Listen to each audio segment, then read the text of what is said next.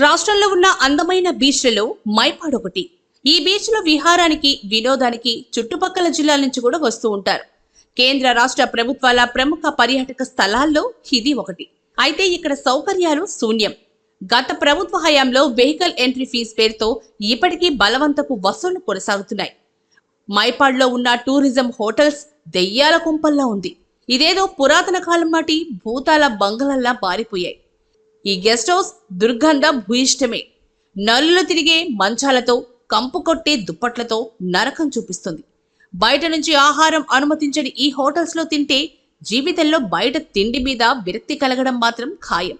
ఇలాంటి దైన్య స్థితిలో మైపాడ్ బీచ్ ని ప్రముఖ పర్యాటక కేంద్రంగా ఎలా అభివృద్ధి చేస్తారో చూడాల్సిందే.